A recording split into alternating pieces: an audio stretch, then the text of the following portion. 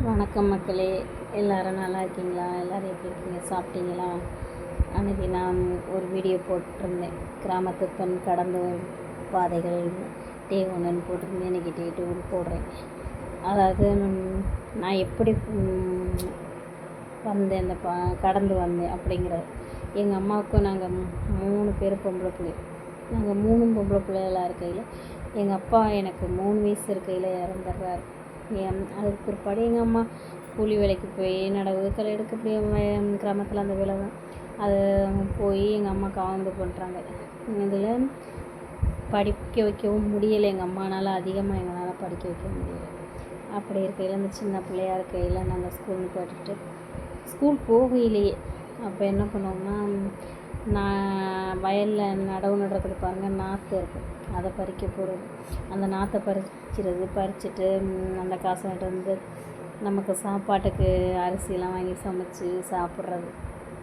நான் எங்கள் அக்காவும் எங்கள் பெரிய அக்காவுக்கு உடம்பு முடியாமல் எங்கள் அம்மா கொண்டு போய் ஹாஸ்பிட்டலில் வச்சுருந்தாங்க. அப்போ நம்ம அப்படிலாம் கடந்து வந்துட்டோம்.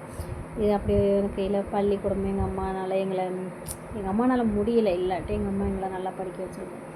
எங்கள் அம்மானால் படிப்பு கொடுக்க முடியலை. ஒரு டிகிரியோ வாங்குகிற அளவுக்கெல்லாம் நம்மளால் போக முடியலை. 9வதோடையே நிப்பாட்டிடுச்சு எங்கள் அம்மா. என்னை இடையில நிப்பாட்டிடுச்சு. இன்றைக்கி நம்ம படிச்சிருந்தோம்னா இன்றைக்கி நம்ம நல்ல நிலைமையில் இருந்திருப்போம். படிக்க வைக்க முடியலை. எங்கள் அம்மானால் அந்த சூழ்நிலையில் எங்களை படிக்க வைக்க முடியலை. எங்கள் அப்பா இருந்தால் ஓரளவுக்கு படிச்சிருப்போமோ என்னமோ. எங்கள் அம்மா இந்த 9வது வரையும் என்னை படிக்க வச்சதே எங்கள் வீட்டில். நான் அந்த 3 பேரில் நான் மட்டும்தான் 9வது. அதுவுமே ரொம்ப போராடி அந்த 9வது வரைக்கும். வாரத்தில் 3 நாள் வேலைக்கு கூட்டிகிட்டு போயிரு எங்கள் அம்மா.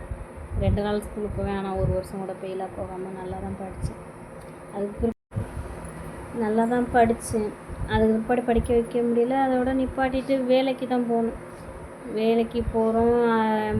போயிட்டுருக்கையில் கடன், எங்கள் அக்காவை கல்யாணம் பண்ணி கொடுக்குற கடன் அதிகமாக. ஒரு இடத்துக்கு நான் வீட்டு வேலைக்கும் போகிறேன். அந்த வயசில் வீட்டு வேலைக்கு போய் எங்கள் அம்மாவுக்கு இருந்த கடனெல்லாம் நான் அடைக்கிறேன். அடைச்சிட்டு இப்படி தான் எங்கள் லைஃப்பு ஓடிக்குமே இருந்துச்சு. நிறைய கஷ்டங்களெல்லாம் அனுபவிச்சுட்டு அப்போலேருந்து எனக்கு தோணும், இவ்வளோ கஷ்டப்படுறோம் அப்படின்னு தோணும். அப்போல்லாம் என்ன நினைப்போம்னா, நம்ம நல்லா வரணும், நம்ம 4 பேருக்கு உதவி செய்யணும். அந்த எண்ணம்லாம் எனக்கு சின்ன பிள்ளையிலேருந்தே இருக்கும்.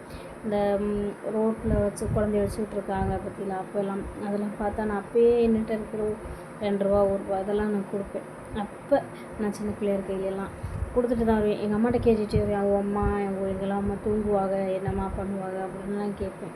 எங்கள் அம்மா சொல்லுவோம், அவனுக்கே இந்த பஸ் ஸ்டாண்டு இது மாதிரி இடத்துல படுத்துருவாங்க அப்படின்னு சொல்லுவோம். அப்போலாம் எனக்கு தோணும், அப்போயே அவங்க பாதுகாப்பாக இருப்பாங்களா அப்படின்னு. நம்ம நல்லா படிச்சுட்டு நம்ம ஒரு சமூக சேவை செய்யணும் அப்படிங்கிற சிந்தனைகளோடு தான் நான் அப்போலேருந்தே இருந்தேன். நம்மனால ஏதாவது 4 பேருக்கு செஞ்சுட்டு போகணும் அப்படின்ற எண்ணம் தான் எனக்கு அதிகமாக இருந்துச்சு.